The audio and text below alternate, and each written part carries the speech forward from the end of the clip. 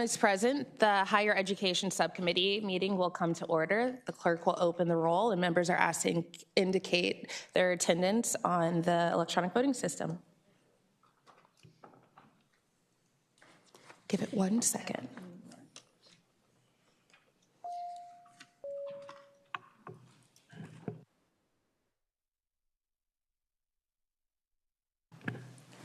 The clerk will close the roll.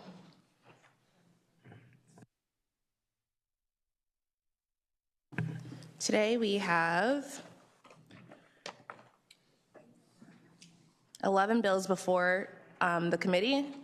First up, we have, do I have a packet? Right here.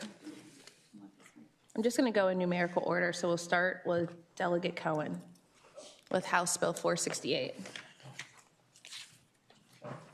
Thank you so much. Good morning. Thank you, Madam Chair. I first would like to ask the committee to move the substitute, please. Is there a motion to move the committee substitute? Second. All those in favor? Aye. Hearing no opposition, the substitute is before us. Thank you very much. And you'll see the substitute is pretty similar, but we worked with Chev over the weekend just to make sure that people understood that these are guidelines. I got a little bit worried about some of the text I didn't want folks to think that this was a mandate. This is meant to be a tool. So House Bill 468 is substituted, would require the State Council of Higher Education for Virginia, or SHEV, to work with the Department of Education and representatives of public institutions of higher education and public secondary schools to develop and submit transition IEP guidelines to be posted by the Department of Education for viewing by all IEP teams to help them make a graduating student's IEP more applicable to their next step, be that college or an inclusive post-secondary education or IPSE program. This adds a missing tool in the toolbox for all K-12 IEP teams to help our students with disabilities be better prepared to navigate higher education. This bill came as a direct result of Chev's report on HB 805, and we're so grateful for their work in this space and particularly with this bill. Thank you. Thank you. The bill is before the subcommittee. Are there any questions from members of the subcommittee? Seeing none. Delegate Lawfer. I just wanted to say, Madam Chair, thank you. I just wanted to say thank you to the delegate for working so diligently on this issue, the Disability Commission, your work there and here. I really appreciate it. And when it's appropriate, I'd like to make a motion. Thank you.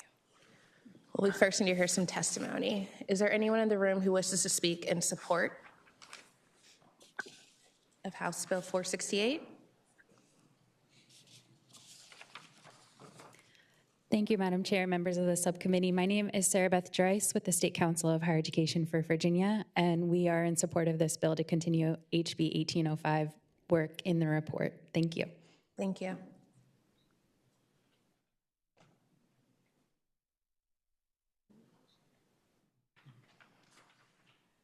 Madam Chair, members of the subcommittee, I'm Terry Morgan with the Virginia Board for People with Disabilities. We completed this past year an assessment of pre-employment transition services in the Commonwealth of Virginia and found many gaps around transition planning, transition services, and a model guide will really help to bring consistency and compliance with IDEA requirements. And we see this as a really positive movement in a positive direction. Thank you. Thank you.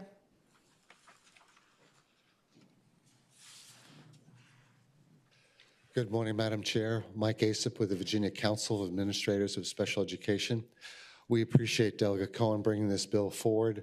As many of you know, the cliff that happens when children leave K-12, those with disabilities face great challenges in qualifying for courses that could expand our workforce and make opportunities work for all children. So we appreciate this effort on part of Delegate Cohen, appreciate Chev's support for this. Thank you. Good morning, Madam Chair, members of the committee. Randy Pearson with Two Capitals Consulting. On behalf of the Autism Society of Central Virginia, we strongly support this bill and thank Delegate Cohen for bringing it forward. Thank you. Thank you. Is there anyone in the room who wishes to speak in opposition to House Bill 468?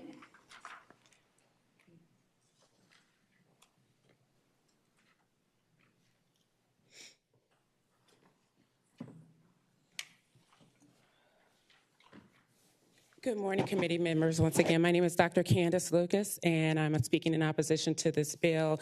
In Fairfax specifically, they already have a model, year by year, quarter by quarter plan in which transition goals are supposed to be addressed. In addition, Virginia has a what they call an academic career plan portfolio, which is under 8 BAC 20-131-140. C2, it's a college and career readiness program, and it starts at kindergarten that not one student that I advocate for or that I've ever encountered has.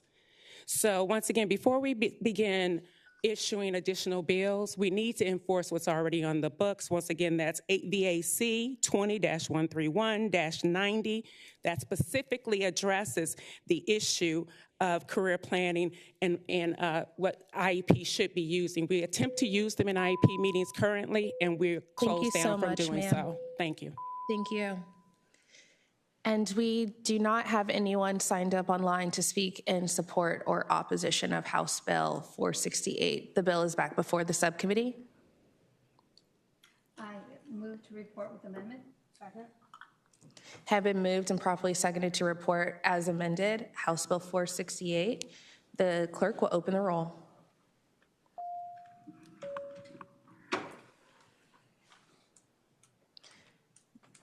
The clerk will close the roll. House Bill 468 reports on a vote of 6-2 with amendments. Thank you. Thank you. Next up, we have Delegate O'Quinn. Delegate Hodges, you walked in next, and then Delegate Reed.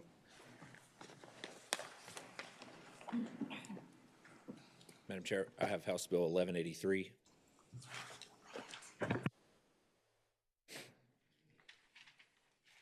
Delegate. Thank you, Madam Chair. This House bill comes out of a situation that we've had with some of our community colleges in Southwest Virginia, and I would assume other community colleges have dealt with this as well. And essentially, when you go to purchase equipment, whether it's for HVAC or diesel tech or welding or nursing, whatever your community college offers, through the procurement process, they're required to purchase new equipment. In a lot of cases, this equipment is being purchased at a premium and essentially used to tear it apart and put it back together multiple times. So we've had community colleges who have attempted to purchase used equipment through the procurement process in an effort to save money, be more frugal, and again, knowing full well that this equipment is just going to be torn apart and put back together multiple times. There's a trip somewhere in code that disallows them to be able to do that. So this bill would correct that and say that they could purchase used equipment to be able to have for these programs. And Madam Chair, that's the bill. Thank you, Delegate. Are there any questions or comments from members of the subcommittee? Seeing none, is there anyone in the room who wishes to speak in support of House Bill 1183? Is there anyone in the room who wishes to speak in opposition to House Bill 1183? Seeing none, and we do not have anyone signed up to speak in support or opposition to House Bill 1183. The bill is back before the subcommittee. Move to report. Second. Madam Chair. Delegate Lavier Bowling. I have a substitute motion, and I'd also like to speak to the motion. Delegate Lavier Bowling. I'd like to move that we continue this piece of legislation to 2027. And speaking to that, I do, in fact, understand exactly what Delegate O'Quinn is trying to do, and I am in support of the concept. However, I do note that we do have a desire in higher education to utilize the trust fund for higher education equipment. And so I think that we could do a little bit more work in digging on this issue. And so with that, I so move. So the motion to report House Bill 1183 was initially seconded. There was a substitute motion made to continue the legislation. Speaking to this, as you heard from Delegate Lavier Bowling, there is a program that has been in existence for some time, since 1986, that was created by the General Assembly called the Higher Education Equipment Trust Fund. We recognize that the delegate is trying to save money for many of our community college systems and ensure that our students have access to the resources they need in a learning environment, where our goal is to try to make sure that we fully utilize that fund, and we look forward to working with the delegate in hopes of making sure that the trust fund is used to its fullest extent. And if not, we look forward to working with you to provide a solution in the near future. So we appreciate you for bringing this bill forward. The motion to continue was seconded. All those, we'll ask the clerk to open the roll. Oh, I'm sorry, that's a voice vote. All those in favor, please say aye. Aye. Any opposition? Nay. The ayes have it. The bill is continued. Thank you, Delegate. Thank you, Madam Chair. Next up, we have Delegate Reed, I believe, or did I say Delegate Hodges? Okay, I'm sorry, Delegate Hodges. Thank you, Madam Chair. Good morning. Happy Monday, everyone, and looking for a great week. And if it's okay, Madam Chair, to begin talking about the bill. Yes, thank you, Delegate Hodges. Thank you, Madam Chair. Last year, I introduced House Bill 2452.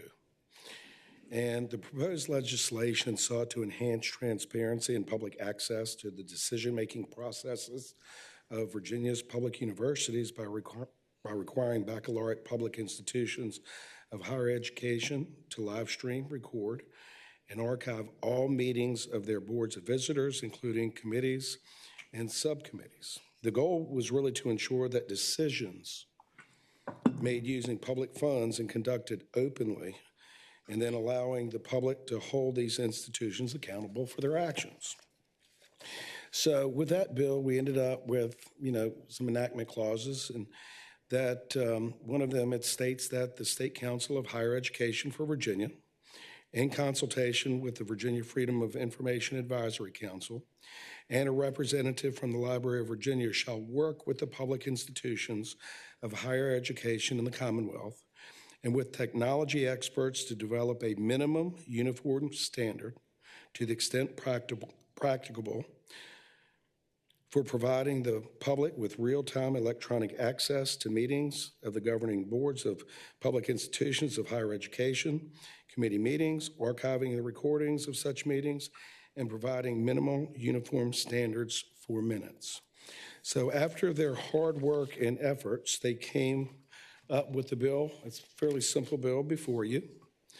And really what this does is it clearly lays out a mandate for these governing bodies to live stream their meetings and archive recordings of them on university websites for at least 5 years. And this bill is really needed, Madam Chair and members of the committee. Local governments, school boards, often with much smaller budgets and limited technical capacity, routinely live stream and archive meetings using inexpensive off-the-shelf tools, and House Bill 1068 simply brings public university governance in line with these widely accepted transparency practices. So that's the bill, Madam Chair and members of the committee. So it'd be a pleasure of the committee to hopefully support the bill. Thank you, Delegate Hodges. Thank you. Are there any questions or comments from members of the subcommittee? I don't see anyone in the queue at this time, so we'll take in-person testimony. Is there anyone who wishes to speak in support of House Bill 1068? Thank you, Madam Chair. Megan Ryan with the Virginia Coalition for Open Government.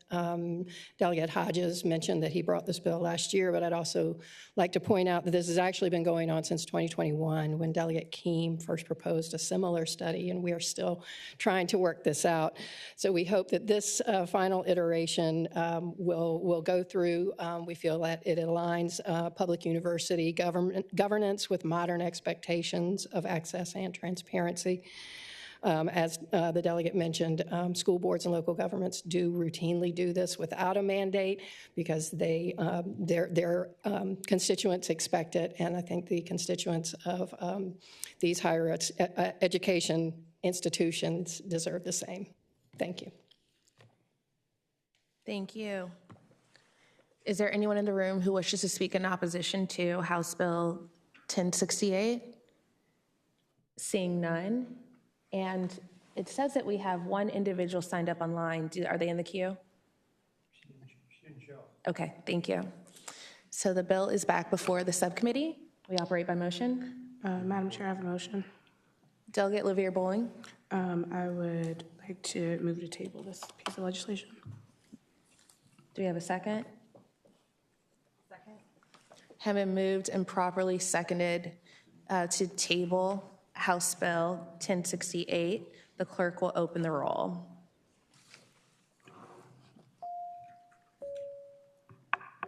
Oops. The clerk will close the roll. House Bill 1068 is gently laid on the table. Delegate Hodges, we thank you for bringing this matter before us. We know the work of Chev and the committee and the work group. While your bill was designed to try to encapsulate a lot of the matters that were discussed and recommendations that came from the Chev work group, it doesn't encapsulate all of them. In addition, there are new federal digital accessibility guidelines, which the bill as drafted does not align with, and those are required to go into effect at the end of April. So we just want to make sure that all of our efforts are brought in accordance, but we thank you for bringing it forward and look forward to working with you to increase transparency in this process moving forward. Thank you, Madam Chair. Thank you so much. Next up, we have Delegate Reed.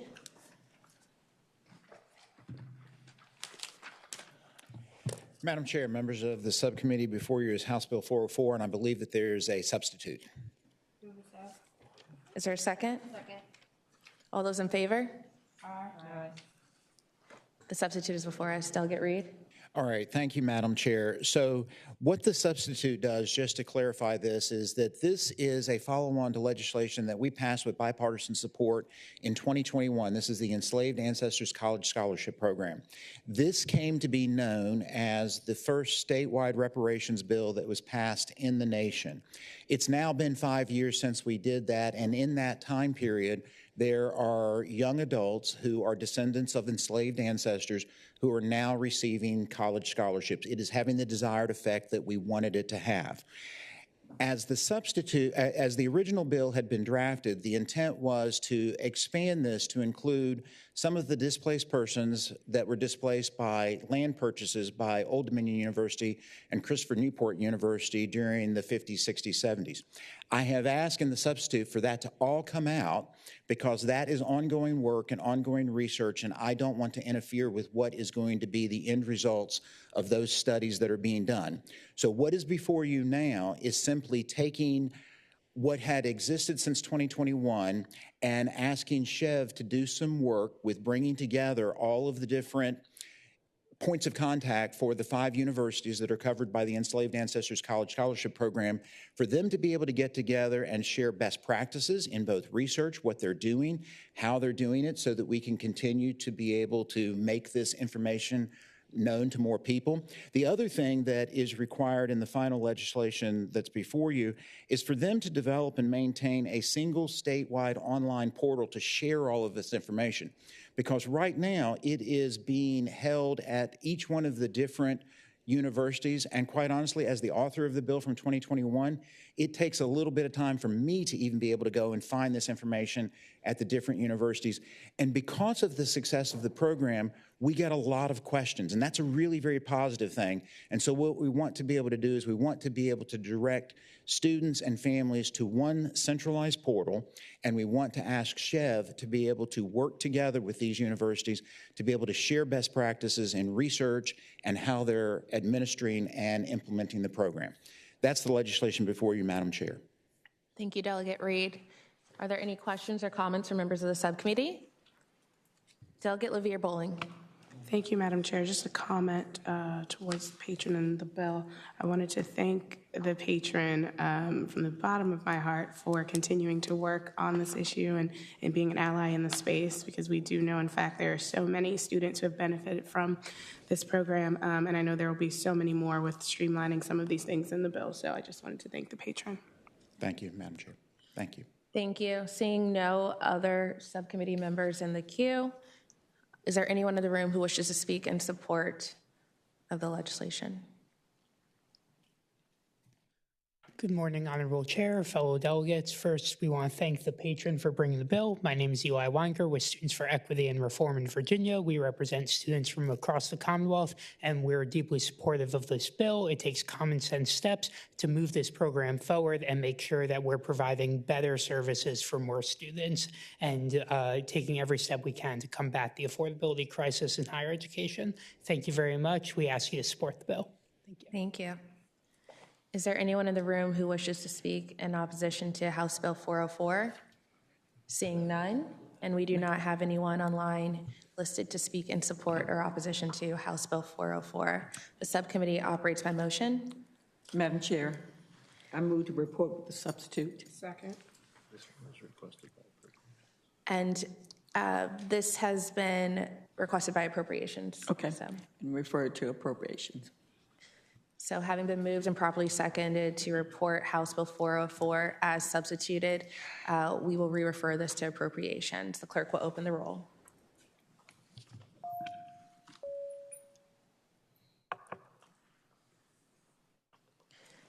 The clerk will close the roll. House Bill 404 reports as substituted to appropriations on a vote of 6-2. Thank you. Thank you, Madam Chair. Thank you, members. Delegate Singh.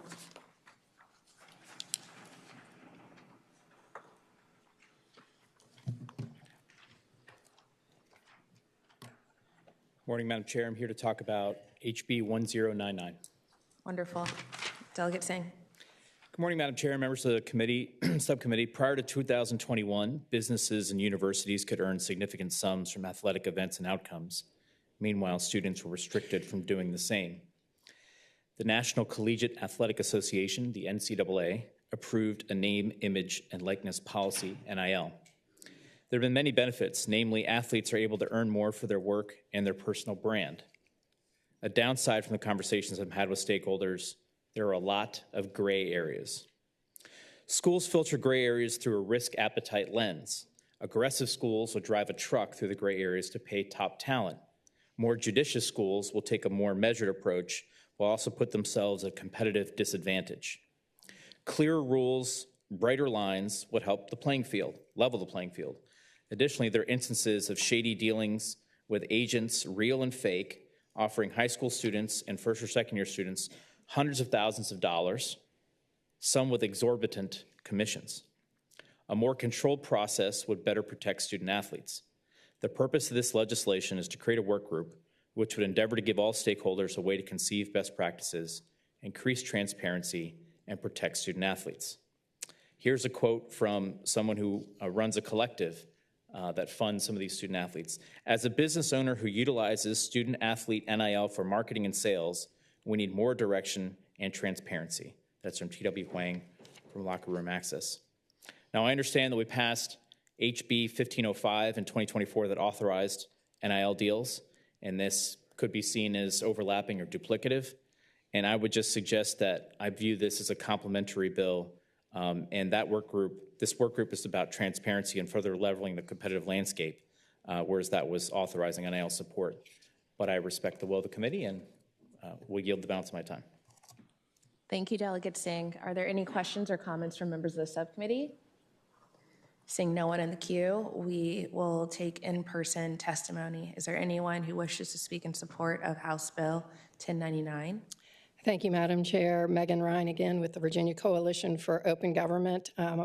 We encourage you to act sooner rather than later on this measure because another year delay exposes student athletes to potentially unfair and exploitative contracts because they're denied access to market norms. And it allows boosters and collectives to further entrench their practices, which obscure public transparency. We urge you to pass this. Thank you. Thank you.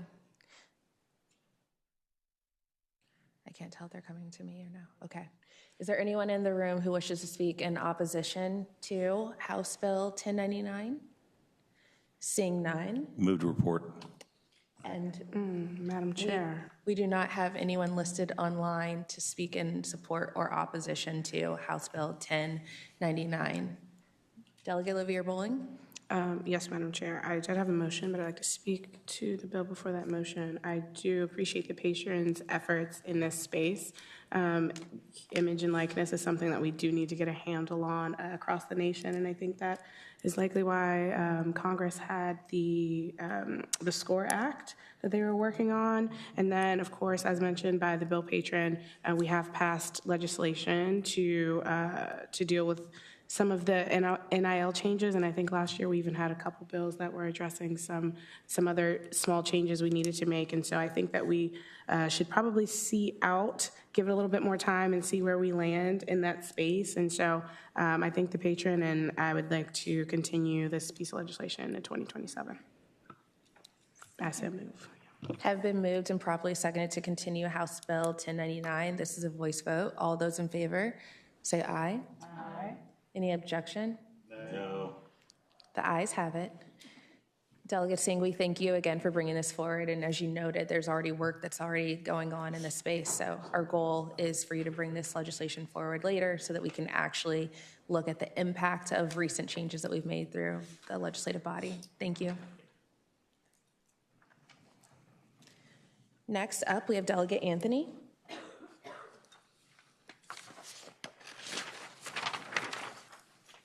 Thank you, Madam Chair, members of the committee. I do have some line item amendments. I'd like to speak to those amendments.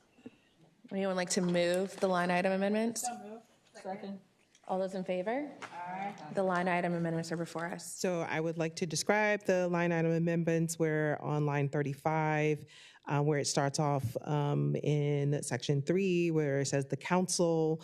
We added the phrase may consult with relevant stakeholders, and struck the entire phrase shall convene an advisory group.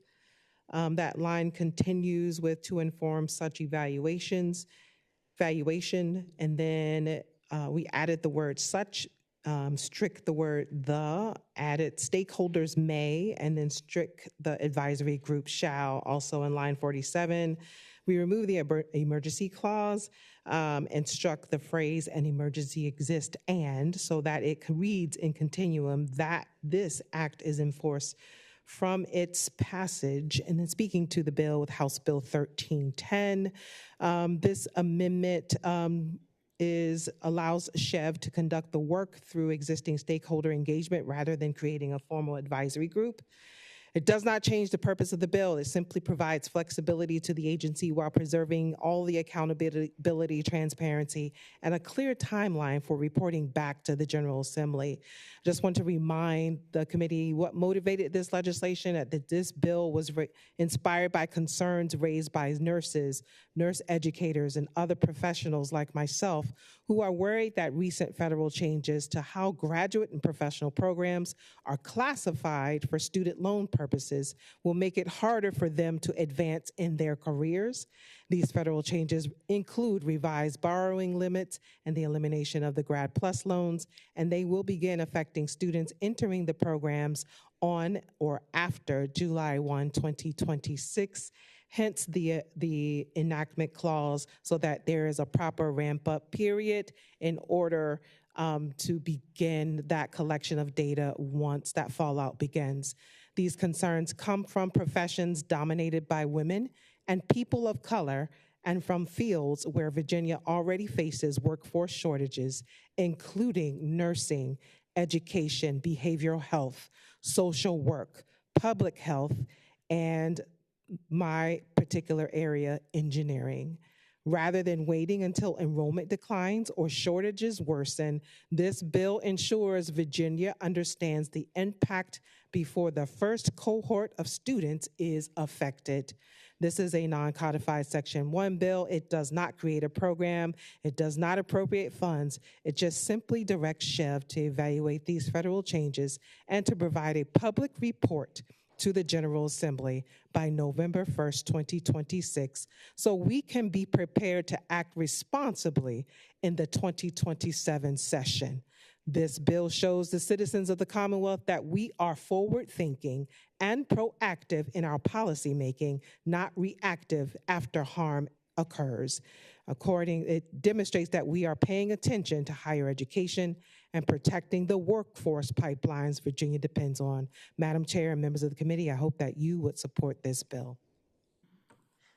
Thank you, Delegate Anthony. Sadly, your amendments are not loading, and they're not on LIS or an iHod, so we're unable to track along. But listening to you, Do I have a hard copy if council needs that?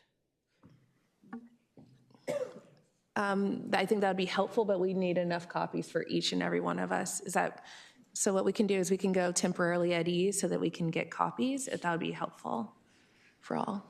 Thank you, So Madam we're going to go at ease. The committee goes at ease.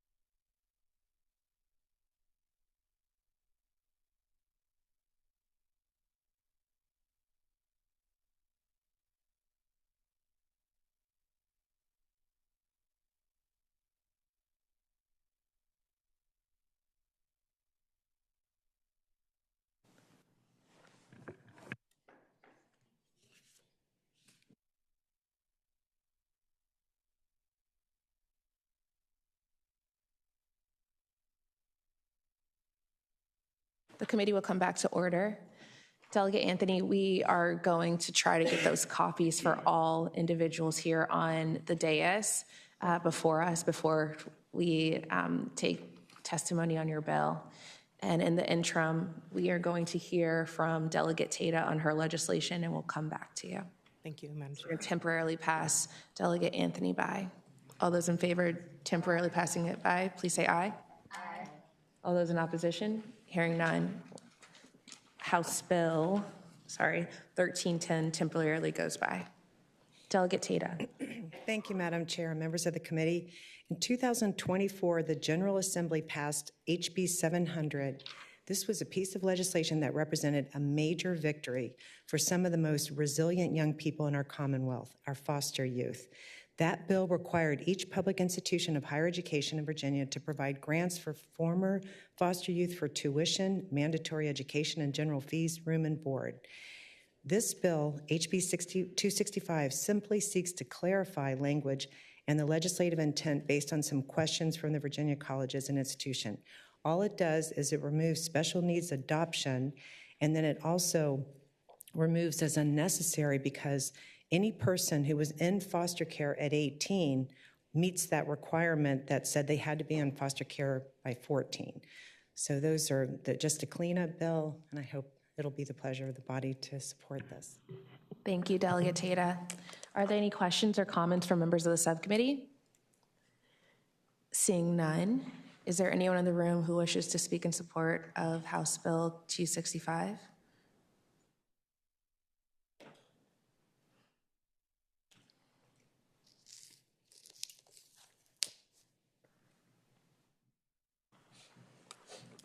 Good morning. My name is Michael Denton.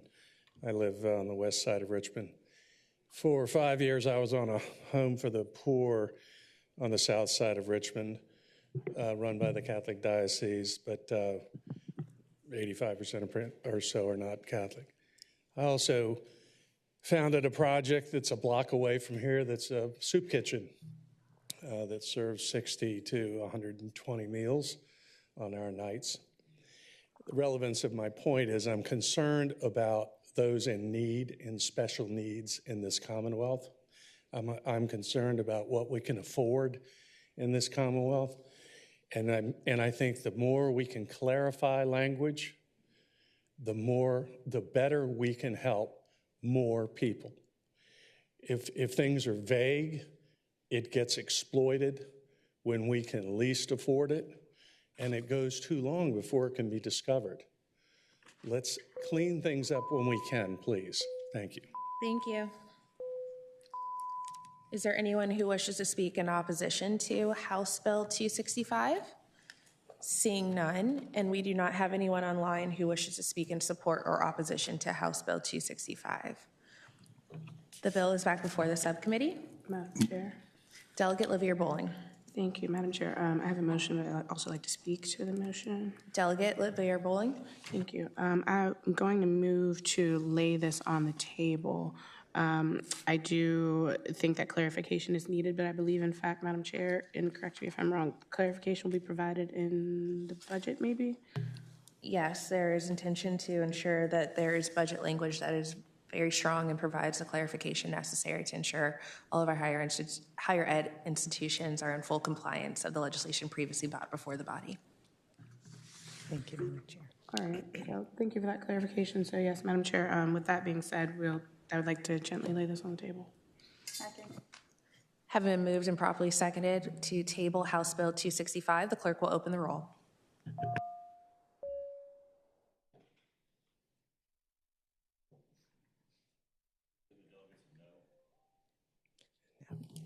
Delegate Tata, okay, you cast your vote.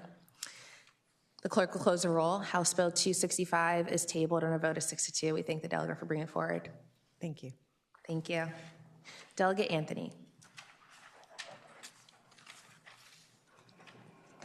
Thank you, Madam Chair, members of the committee. I do have hard copies for committee members if That would you be don't so have. helpful. Yes, please. Thank you, Delegate.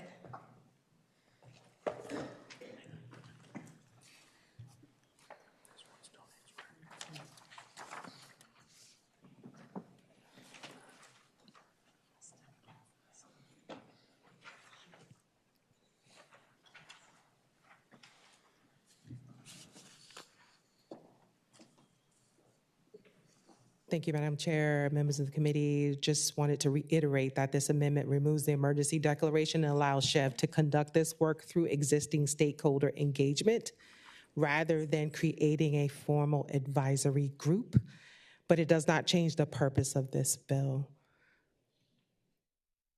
Thank you, Delegate.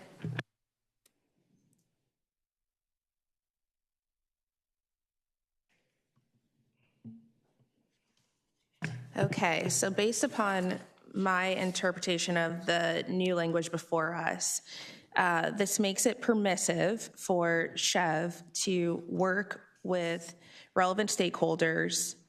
It eliminates the convening of the advisory committee, and it eliminates a portion of the emergency clause, but I think we would have to eliminate all of line 47 to ensure that the emergency clause is fully removed. I'm amenable to that friendly amendment, Madam Chair. So it's my understanding that there's already efforts underway to address exactly what you have presented before us with the new version of the language before us.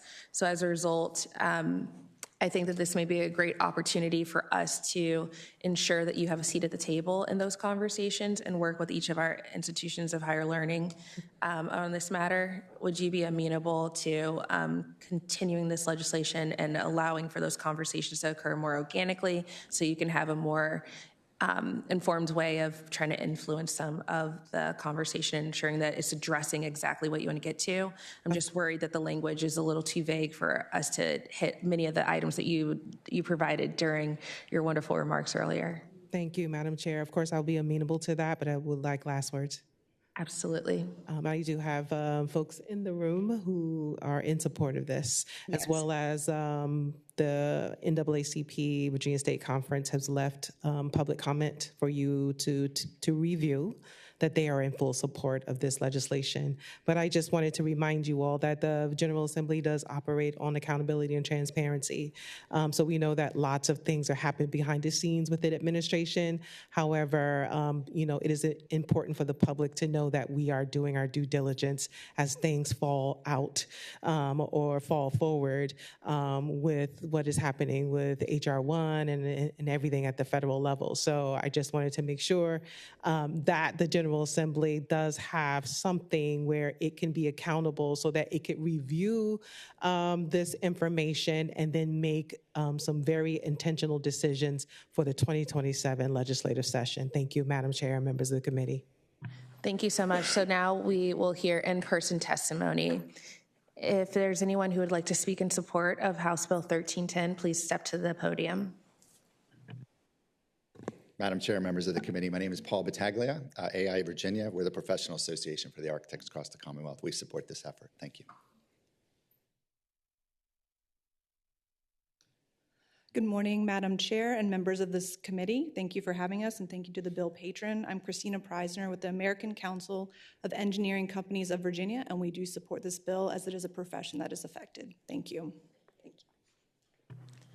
Is there anyone who wishes to speak in opposition to House Bill 1310? Seeing none, and we do not have anyone signed up to speak in support or opposition of House Bill 1310. Delegate Livia Bowling? Yes, Madam Chair, the motion, I'd like to move that we continue this to 2027. Second. Have been moved and properly seconded to continue House Bill 1310. All those in favor, please say aye. Aye. Anyone in opposition? Hearing none. We look forward to you continuing to highlight this matter for not only the members of this body, but more importantly for the public. Thank you, and Madam we appreciate you for bringing forward your bill and your patience. Thank you, Madam Chair. Try to assist. The committee will go at ease as we wait for our next patron to present their bill.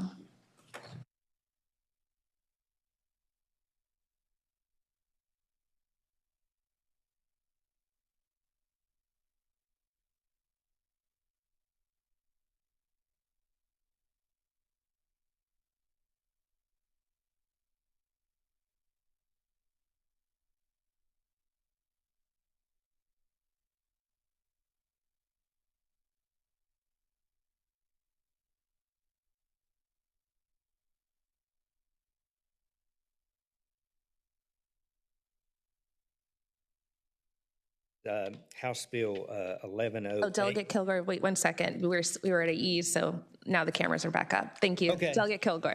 House Bill 1108, it revises the requirements for the Virginia Commission on Arts, including consolidating the duties of the commission, requiring the governor to appoint an executive director to be approved, permitting the governor to basically appoint the director provided under current law, which would require, I guess, General Assembly consent, and providing that monies for the commission shall be used solely for the purpose of supporting initiatives relating to the duties of the commission, and that expenditures from the fund are to be made upon written request signed by the persons authorized by the executive director of the commission. The current law requires expenditures and disbursements from the fund to be made upon request signed by persons authorized by the commission. Now I have my talking points,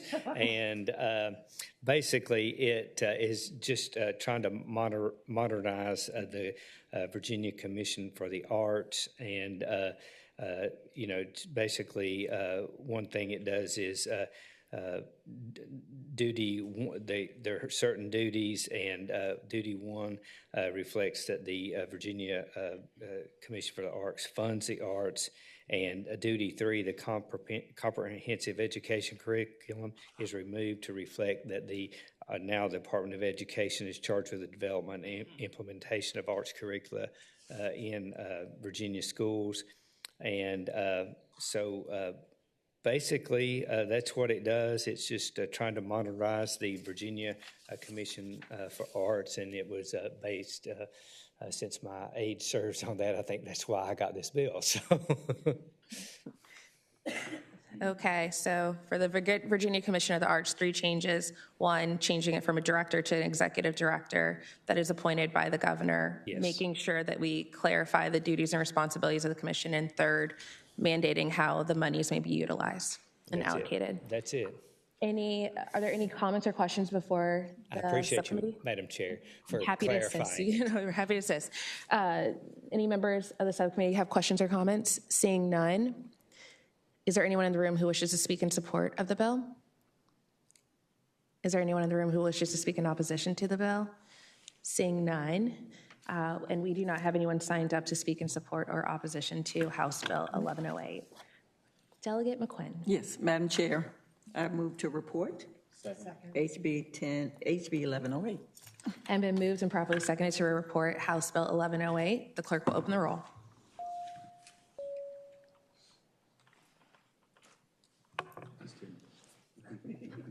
The clerk will close the roll. House Bill 1108 reports on a vote of, I think, 9-0. Thank you, and I'm sorry I was late. No, you're fine. Thank you. All right, and the subcommittee will go at ease once again as we wait for Delegate Henson to arrive.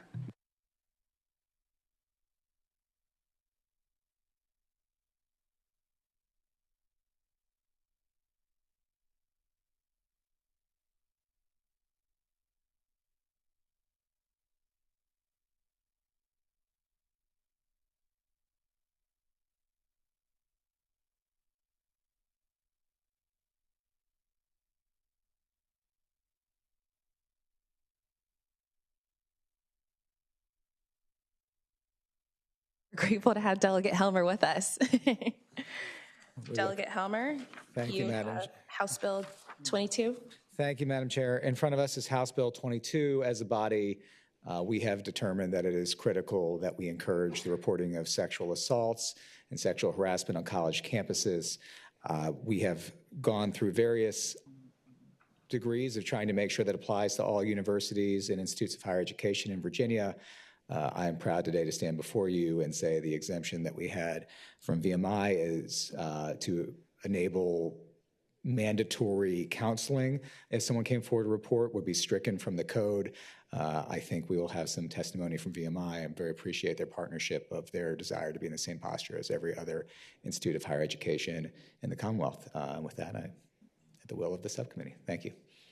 Thank you, Delegate, for bringing this legislation forward. Are there any comments or questions from members of the subcommittee? Seeing none, is there anyone in the room who wishes to speak in support of House Bill 22? Madam Chair, members of the committee, my name is Lieutenant General Dave Furness. I'm the Superintendent of Virginia Military Institute. I stand in support of House Bill 22. I originally asked for the same exception of policy that my predecessor was given, but in a deep dive of the data, we have never used the exception of policy. So I stand today to ask for approval of this bill and do not want to stand in the way of any reporting of sexual assault or sexual harassment. Thank you for the opportunity to speak this morning. Thank you. Is there anyone who wishes to speak in opposition to House Bill 22? Seeing none in the room, the bill is back before the subcommittee. Delegate Tata. Thank you, Madam Chair. Do you have a comment? Just a comment. Can I speak to the comment? I just want to say that substance abuse in a military training context poses much different risks than a civilian institution. My husband went to a military academy. I know the importance of that. I originally was not in favor of the superintendent being forbidden to require counseling. However, after hearing from the superintendent, I will support it. But I just want it noted that I think it's important. Military institutions are different than regular colleges. Delegate Lavier Bowling. Yes, Madam Chair, I have a motion. I'd like to move to report. Second. Have been moved and properly seconded to report House Bill 22. The clerk will open the roll.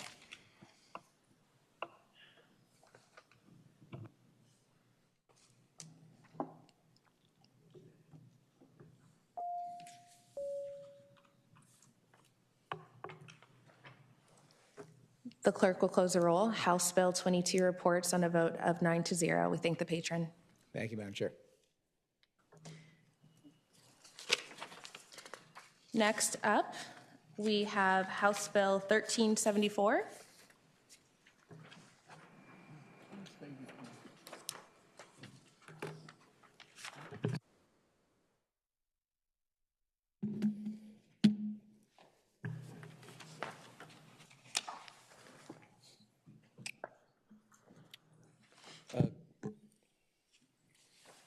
Delegate Fagans. Good morning, Madam Chair and subcommittee members.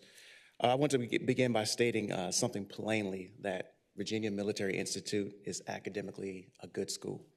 It produces disciplined leaders, strong scholars, and public servants who contribute meaningfully to both civilian and military service.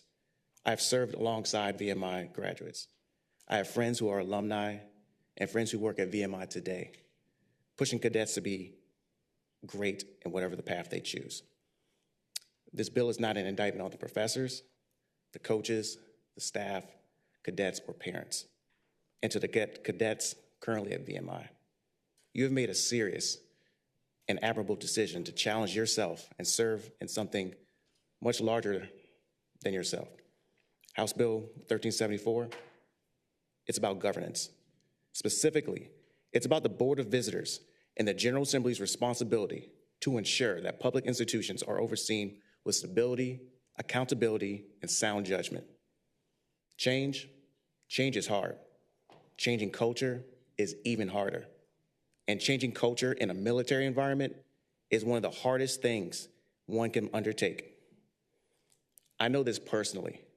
During my 20-year active duty career in the Air Force, including work on cultural change in Air Education Training Command and helping to ensure that the airmen that I had responsibility for had a voice and to point out longstanding trends that go against our core values, I saw firsthand the resistance that comes when you hold a mirror up to a storied institution and say, you may not want to see the issues, but they are there.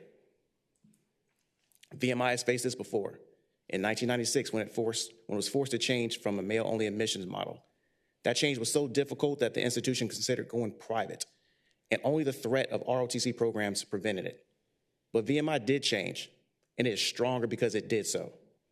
VMI's history is real. It should not be erased, but it must be understood in the full context and not selectively celebrated. The Civil War battle of New Market is often framed solely in terms of valor and sacrifice. And while recent events, to add some context, they are commendable, it remains elevated far beyond what it should be at VMI. It should be a footnote in history, studied, but not a defining symbol of institutional identity of something engraved on graduation rings. That battle was fought in service of the Confederacy. VMI students still attend classes in buildings named after Confederate individuals. And over the past few years, the Board of Visitors, they've had an opportunity to chart a new course for the institution, particularly under its immediate past superintendent. It often did not. Instead, the board sometimes resisted change, culminating in the governance decision to not renew a more than qualified superintendent. Two things can be true at the same time. VMI can have excellent academics and produce outstanding scholars who serve military and civilian life, and VMI and its alumni can still be constrained by the attachment to the mythology of the antebellum South. Even with changes to governance, there's no guarantee that transformation will be immediately successful, and there may be setbacks. But what is guaranteed, that without true structural change to the Board of Visitors, nothing will change at VMI. For VMI to flourish into the future, it must be allowed to move unfettered by the ghosts of the past, ghosts rooted in efforts to keep this country divided, that worked hard to ensure that many of our ancestors remain enslaved under Confederacy. VMI produces cadets who are a tremendous resource to our communities, both civilian and military.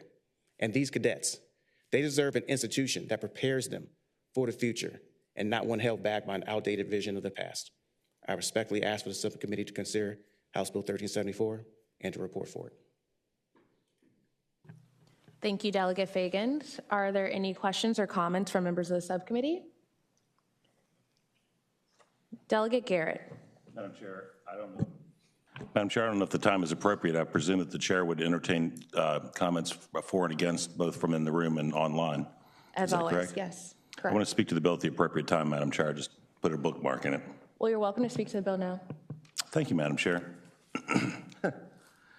This is like the baby with the bathwater act, Madam Chair. George Mason, William and Mary, Christopher Newport, JMU, UMW, VCU, ODU. What do all those schools have in common, Madam Chair? Those schools all have one thing in common. Their graduates earn less than VMI graduates 5 years out of school. In fact, VMI is rated as high as number 4 in the nation in respected surveys. They're top 30 in engineering, top 50 overall. 49 states, Madam Chair, would give their left leg to have an institution as successful and prestigious as the Virginia Military Institute. And we're trying to gut ours.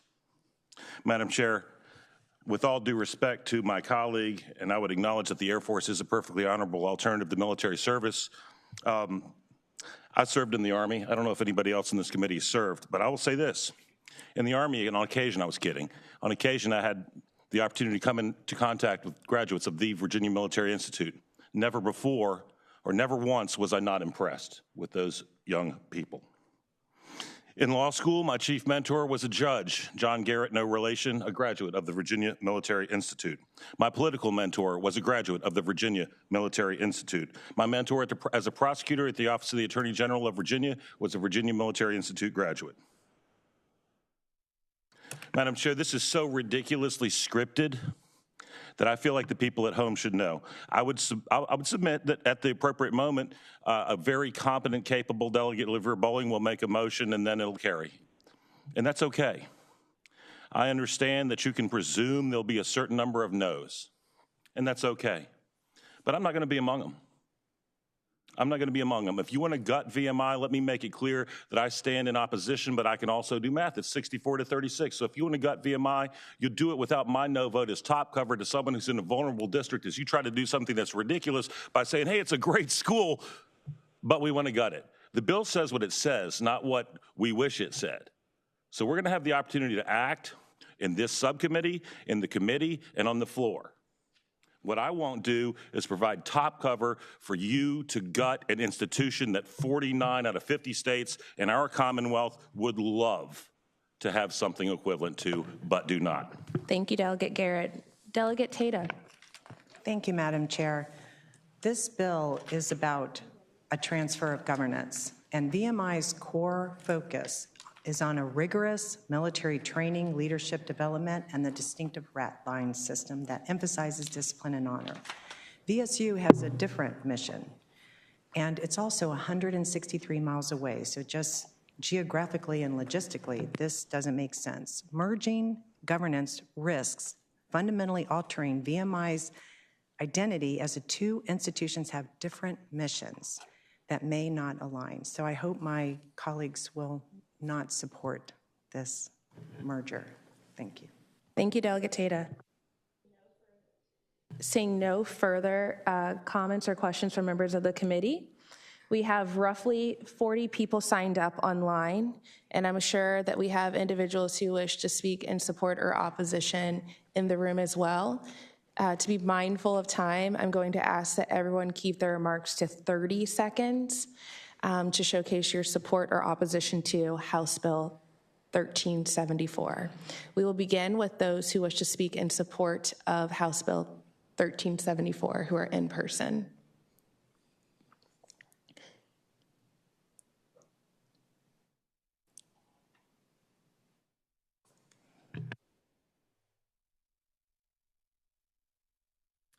Sorry if I shut your laptop to the... Okay. Good morning, everybody. My name is John Parton. I am the mayor for the city of Hopewell, a proud graduate of the Virginia Military Institute, and also a very proud grad of Virginia State University.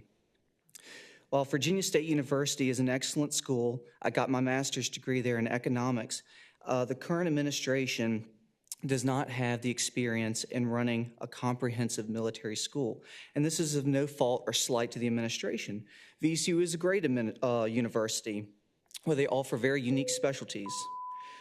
This places VSU and VMI both in a very precarious situation.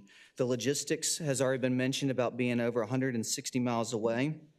And where we look at VMI today versus where it was many years ago, VMI has only gotten better. And I think that this is because we've had new members on the board coming in. We just got 5 new members that have just been appointed. I just watched the Board of Visitors meeting, and I encourage you all to watch that meeting. It was very, very positive and uplifting to see how far Thank you VMI so- has come over these years. Thank you so much, sir, for your time. As you're aware, you went over your time a little bit. I'm trying to let everyone finish their statements. Okay, is there anyone in the room who wishes to speak in opposition to House Bill 1374?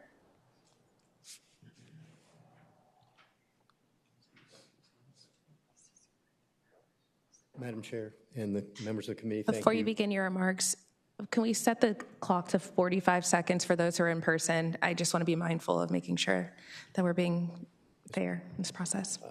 I'll cut to the chase. I mean, I know this. I had a great meeting with the patron of this bill. We kind of agreed to disagree on the need for it.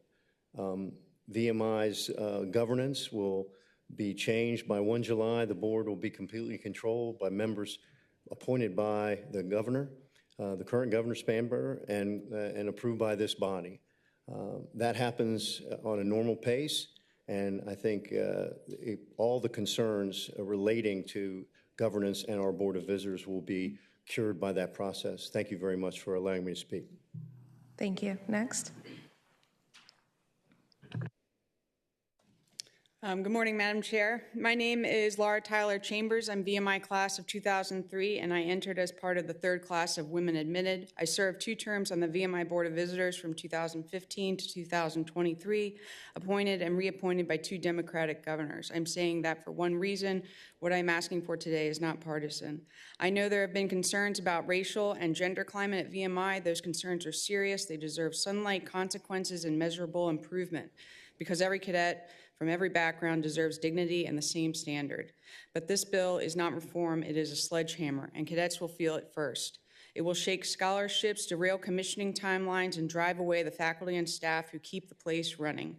During my board service, I watched cadets elevate leaders through performance and trust. Over the years, countless women Thank you have very served. much for your time. Thank you. Is there anyone else who wishes to speak in opposition to House Bill 1374 who's in person?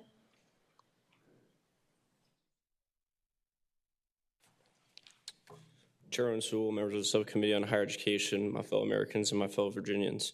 My name is James P. Boyle. I'm a citizen of the Commonwealth of Virginia. I'm a citizen of the United States of America, and I'm a proud alumnus of the Virginia Military Institute in the class of 2023. I'll keep my remarks short, as much has already been said. I leave the members here with a question. All right, an institution that teaches duty, honor, and service at such cost and over such time does not lose its purpose through the mere passage of years. The question before this body is not whether VMI serves the Commonwealth. The question is whether the Commonwealth still values character, whether it still values courage, whether it still values responsibility in a free society. And with that, I thank you for consideration. Thank you.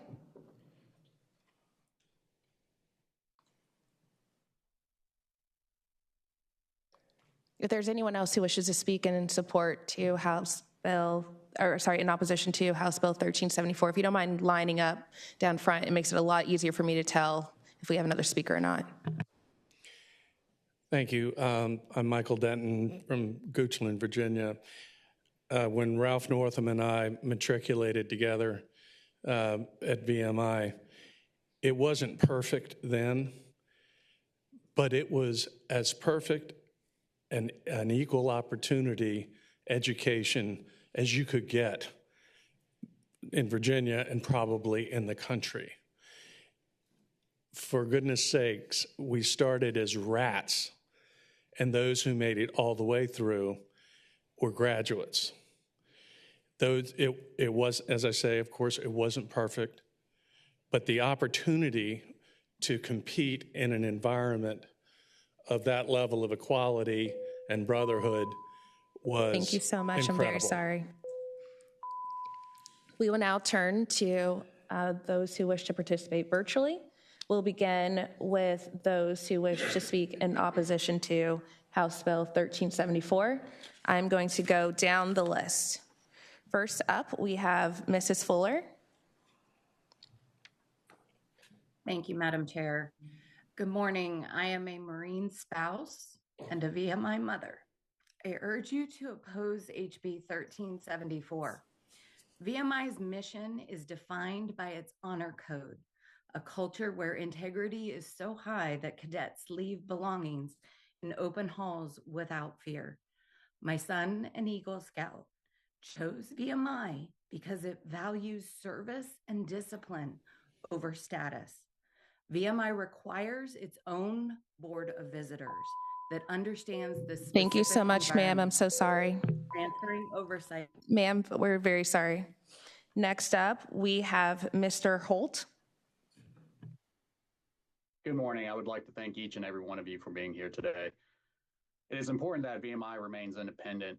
The core values that are expressed at VMI are specific to VMI. As we've already highlighted, the logistical differences in obstacles that will come from if VSU was to take control of that or any other college. Again, the logistics is just not there when it comes down to it, and the core beliefs such as the honor code, the discipline, and just the environment of the school is completely different. I'm a father of a class Thank of you so much, 2029 sir. with We another appreciate you taking the time to share your thoughts. Next up, we have Dr. Willems.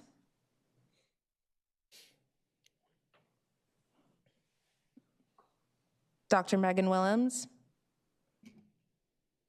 All right. Hello, can you hear me now? We can hear you, but we need you to turn on your camera in order to provide Yes, testimony. Madam, I apologize. There we No go. worries. Thank you. Good morning. Good morning, Madam Chair Sewell and the committee. Thank you so much for the opportunity to speak. I am a VMI parent. I'm also a voting Democrat. I consider myself a feminist, a humanist, and an ally to individuals of color. And skipping over what's already been said, I will add one thing to Governor Spanberger's appointments, that in a recent survey from the cadet, 6,000 VMI alums were polled, and they were either neutral or in favor of 4 out of 5 of Governor Spanberger's appointments. Thank you so much for I your don't time. believe- I'm so sorry, but I want to be mindful of time and ensuring everyone has a chance to I'm speak. sorry, there's no clock. The clock was not running. I apologize. No worries. I am respectfully requesting that. I don't know what happened to her, but we're on to our next speaker. We have a 30-second clock that is showing on our screen for House Room A.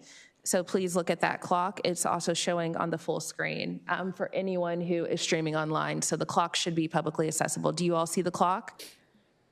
And can you guys hear the buzzer? Wonderful. I just want to make sure that we're all on the same page. Oh, you cannot hear the buzzer? Well, I'll interject once it goes off for a few seconds. Thank you so much. Next up, we have Mr. Johnson.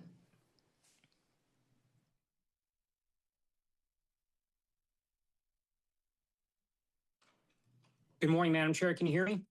We can. Your time has started. All right, thanks. Thank you, ma'am. Thank you for the opportunity to speak. My name is Stephen Johnson. I'm a Virginia resident and a career naval officer with nearly 30 years of service. I'm not here to argue that institutions should be beyond oversight, but to encourage careful consideration of the long-term institutional risks associated with House Bill 1374. VMI serves a specialized mission, and when governance is reassigned to a Thank you, body with a Mr. different Johnson, for your comments. Yes, ma'am. Next up, we have Mr. Robinson. I do not see anyone by that name on the screen, so I'm going to keep going down the list. Oh, we changed, okay. Ms. McMillan, you have 30 seconds. Pride testimony. Thank you all. My name is Sarah McMillan, and my son is a third-class cadet on a 4-year National Navy Marine Corps option ROTC scholarship, and he chose VMI for its vastly superior training with Marine Corps Company. The responsibilities of a governing board are many and varied, and while there are some commonalities, much is unique, particularly with regards to military colleges and HBCUs. HB 1374 would have a deleterious impact on VSU. It would distract and diminish the governing board's attention to their own school and dissuade otherwise very capable board members because of lack of institutional Thank you knowledge of military Thank you very much, colleges. Ms. McMillan. Next, we have, I'm assuming Lisa White, you also signed up as Elisa White. Is that correct? That's correct. I'm here. Okay, your 30 seconds starts now. Thank you. Thank you all for the opportunity to talk. Good morning. I'm here as a VMI parent, and I wanted to share some words from my son. He said, I chose VMI for its structure and its discipline. A traditional school would not benefit me and my future. I stay at VMI because I face challenges, and I know at the end of the day, I've given 100% of my best effort. VMI has given me my most proud moment, the moment I earned the right to be a cadet. Please do not dilute the mission of VMI. Preserve it, reject House Bill 1374. Thank you. Thank you. Next up, we have Ms. Hatcher. Morning. My student is actually starting there in the fall, and I have seen firsthand the discipline, purpose, and community. It's deeply concerning to watch legislation that would dismantle the very environment these students intentionally commit themselves to. VMI and VSU are two entirely different institutions with different missions, cultures, and educational models. There's no clear evidence that combining their governance would benefit either school and significantly risk that it would undermine both. For these reasons, I strongly oppose this. Thank you. Thank you. Next up, we have Mr. I'm going to butcher your last name, Mr. Zaplicki. Good morning. Thank you, Madam Chair and members of the subcommittee. My name is Andrew Zaplicki. I'm a VMI graduate and Spotsylvania County resident. I strongly oppose this bill and ask the subcommittee to trust the processes and guardrails enacted by existing legislation, as well as key stakeholders to enable VMI to continue its mission of producing outstanding citizens while also ensuring that all students are treated with dignity and respect. Please lay this bill gently on the table. Thank you. Thank you. And I'm trying to jump through those who signed up versus those who are in attendance today.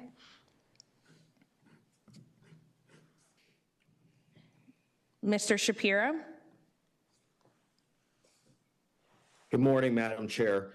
As far as I'm concerned on this issue, it's a training issue. There's no provisions for how Virginia State Board of Visitors would be trained in order to help cadets navigate the VMI system. One example which comes to mind is the Honor Court.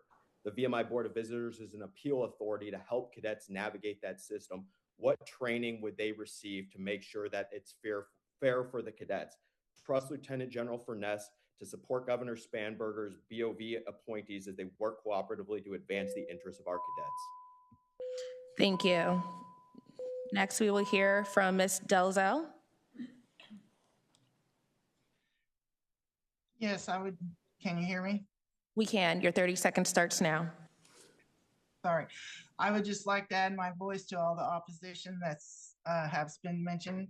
My daughter is a fourth classman, and she has loved choosing the way of BMI and loved living the honor system. She has had a wealth of support at the current system in place, from her dyke to Brother Rats, fourth classmen, CEAs, OGAs, cadre, teammates, coaches, faculty, administration, superintendent, chaplain, and alumni, and even the community of Lexington. Well, thank you for your remarks. Thank you so much, Ms. Delzell. Next, we have Mr. Baltz. Thank you. Good morning, Madam Chair, members of the subcommittee. I'm here in opposition to Bill 1374, member of the class of 1997. VMI is a unique offering in higher education, has proven its mission for nearly 187 years. Delegate Garrett has already discussed VMI's rankings and accomplishments in depth. If governance improvements are needed, it should be addressed directly through board appointments already started, oversight and transparency, not by dismantling a foundational structure of an institution that's clearly delivered results for the Commonwealth and our nation. I urge you to reject 1374. Thank you, Mr. Baltz. And pursue targeted accountable We reforms. appreciate your comments. The committee is going to go at ease for a second. It appears the live stream went down, so we are working to rectify that.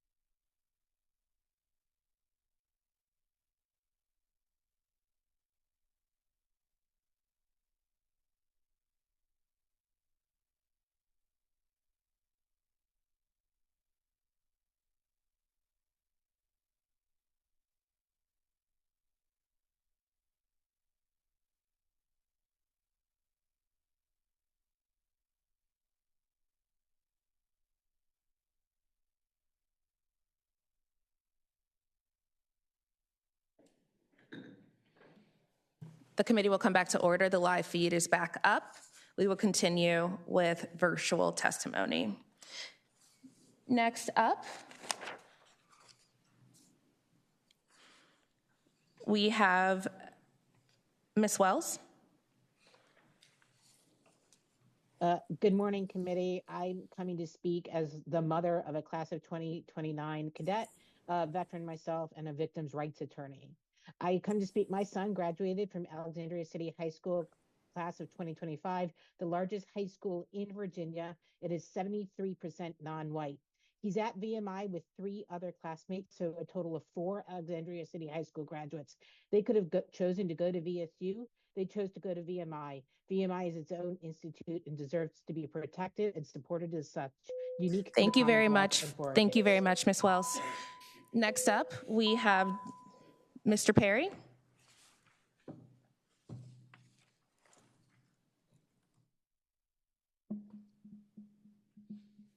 Mr. Perry, the floor is yours. You have 30 seconds. Good morning, Madam Chair. I'm a parent of a current cadet of 28.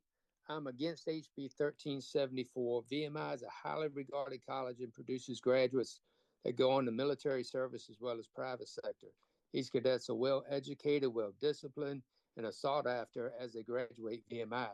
VMI has undergone many improvements over the years to assure they produce a high caliber graduate, not only in their education, but their personal conduct as well. So I believe dissolving the Board of Visitors would be a big mistake. Thank you very much, Mr. Perry. Thank you, Mr. Perry. Thank you. Next, we have Mr. Lobb. Good morning, delegates. My name is William Laub. I'm a Virginia resident and proud graduate of the Virginia Military Institute class of 2013. After I graduated, I went back to my home state of Illinois, but later returned to Virginia, and as of now, have been a public servant in law enforcement for the past decade. This morning, after listening to all of the testimony and others who have spoken, I'm urging you to not proceed on House Bill 1374. The lessons that I've learned from VMI have carried throughout my life, both personally and professionally. This is something that should not happen. Please use reason. Do not do this. Dr. Schlessel.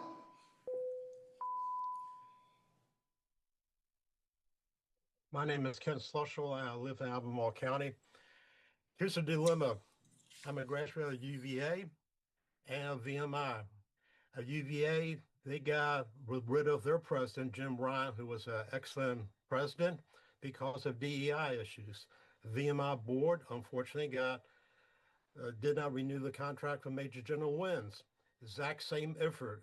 Why isn't UVA in this bill also to take away their board of visitors for doing the exact same thing that VMI board did? This bill. Thank you, Mr. Schlessel. Thank you, Mr. Schlessel. Your time is up. Mr. Southworth, are you able to alter your name to what you signed it up as? I do not have you on my list. Can you unmute yourself? I can't hear you. We'll come back to you. Please update your name to what you signed up for, because we do not have you on our list. It's Nathaniel Southworth is my first name, ma'am. I do not have you on the Can you hear list, me but now? I can hear you. I do not have you on the list at the moment. We'll come back to you. I signed up and have this email. Okay, That's Eric Southworth. we'll come back to you. I'm just gonna try to have that rectified. Thank you. Ms. Crone? Okay, let me know how it goes. Good morning, Madam Chair and committee members. Today I'm going to go on the support. I'm going to go on data. Data that VMI maintains a 77% 6-year graduation rate, a 4-year graduation rate, approximately 74%, and a first-year retention rate of 81 to 82%, which it ranks 9th among Virginia public colleges. Furthermore, VMI manages $800 million endowment. In contrast to VSU, has a 4-year graduation rate of 26 to 28%, a 6-year rate of 41 to 45%. Thank you very much, Ms. Crone. We thank you for your time. Mr. Southworth, I was able to find you online. Thank you for your patience. You have 30 seconds. Okay, thank you. Let's call this what it is. It's a punishment to VMI, and it's the why behind this is 3 reasons. You guys have an axe to grind based on Northam and what the Washington Post has done based on lies from cadets who've been kicked out. That's ridiculous. Second, it's revenge for VMI not keeping Cedric Wins. They made that because it was merit-based, not DEI, and DEI is a violation of federal law, may I remind you. And then third, this is money grab and embezzlement to get a hold of VMI's endowment fund. I'm going to be first in your trials when it comes down to it, and I just want to let you all know that. Thank you. Thank Have a you. great day. Thank you, Mr. Southworth.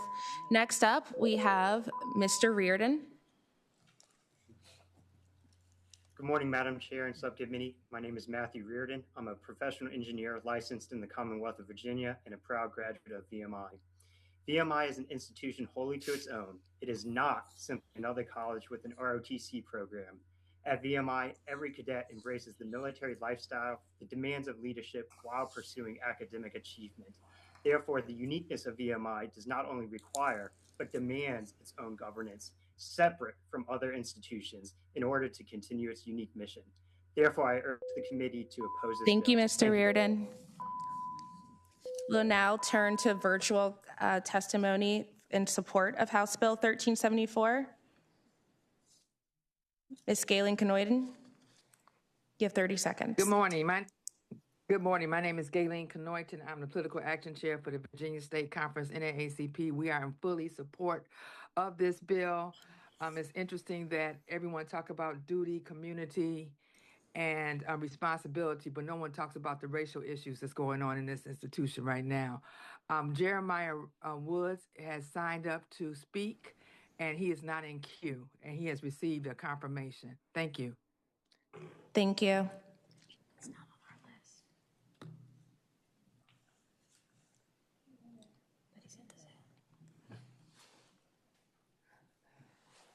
Mr. Woods, you have 30 seconds. Are they letting him in? No? We're attempting to. He wasn't signed up. Just give us just a moment. Okay. Mr. Woods, you're not on our list, but you're in the room and you received confirmation, so we're trying to find a way to let you in. Mr. Woods, can you hear us? Can you guys hear me? Yes, you have 30 seconds. Thank you. All right, my name is Jeremiah Woods. I'm a former cadet, and on behalf of the NAACP Youth and College Division, we are in full support of this bill. The public record at VMI shows a repeated governance failure. VMI was the last public institution to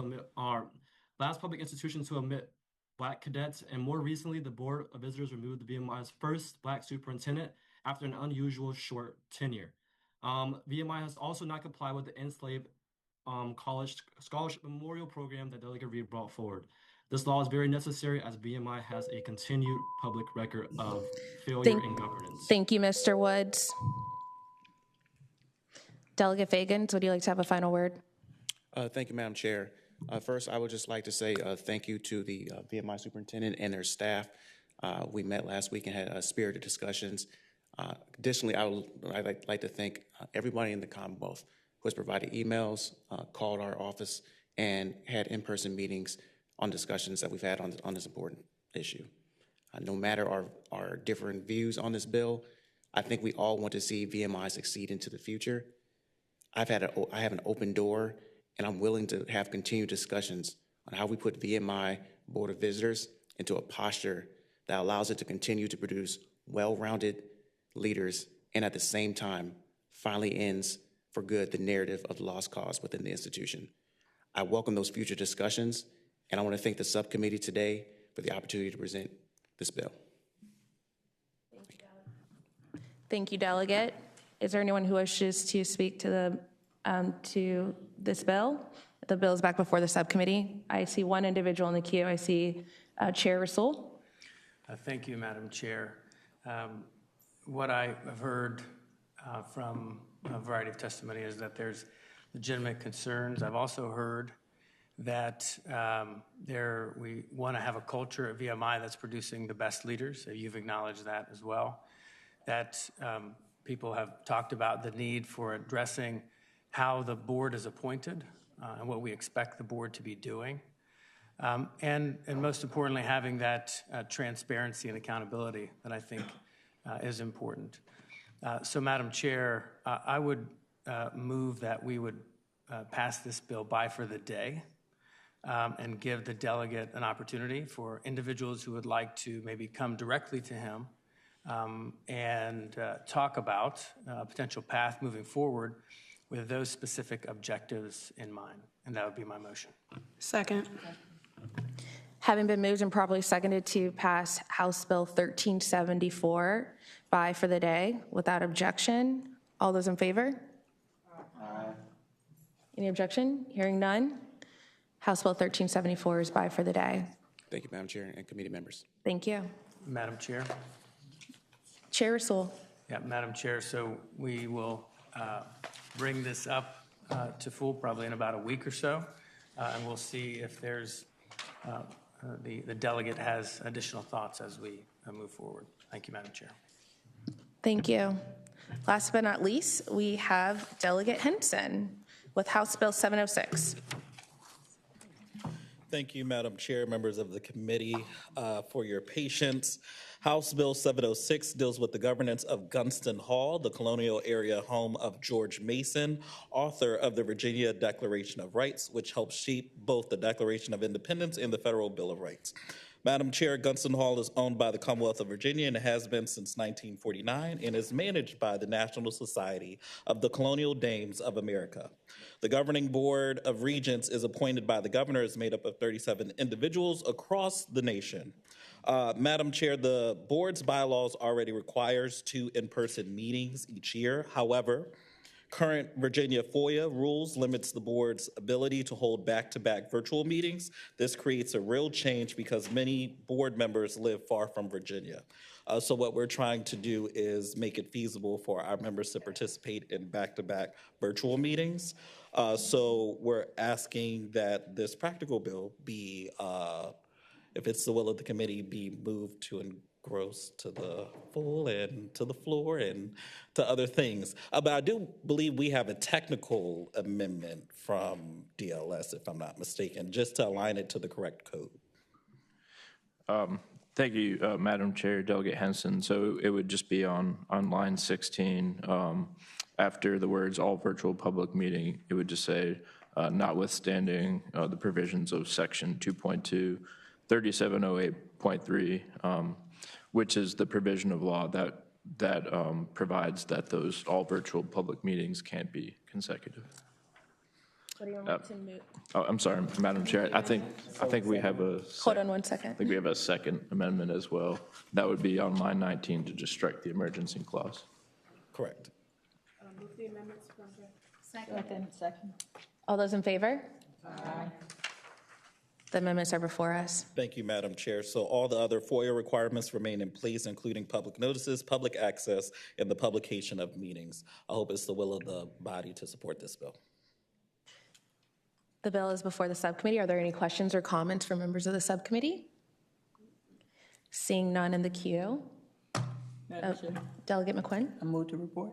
Let's take a little bit of testimony. How about that? Let's take the testimony and then we'll move to report. Is there anyone who wishes to speak in support of HB 706? Thank you, Madam Chair. Megan Ryan with the Coalition for Open Government. Actually, we're not taking a position on this bill. I do appreciate the delegates' correction to point the bill to the more specific section of FOIA. I would just like to point out that these rules about electronic meetings, all virtual meetings, were crafted with many, many stakeholders a couple of years ago, specifically understanding that lots of boards have lots of members in far-flung places. That would have included Gunston Hall at the time. It includes the Board of Visitors of the University of Virginia and all the other boards of visitors, as well as all the other boards and commissions. So our fear is that once we do a carve-out for this one, that we will soon be seeing more carve-outs of boards with far-flung members asking to be exempted from the very rules that we put in place to govern them 2 years ago. Thank you. Thank you. Seeing no one else who wishes to speak in support of House Bill 706 in the room, is there anyone in the room who wishes to speak in opposition to House Bill 706? Seeing none, and we do not have anyone who signed up to speak in support or opposition. The bill is back before the subcommittee. The subcommittee operates by motion. Delegate McQuinn. Yes, Madam Chair. I move to report House Bill 706. Do you have a second? Having been moved and properly seconded to report House Bill 706 with amendments, With amendments, Madam Chair. the clerk will open the roll.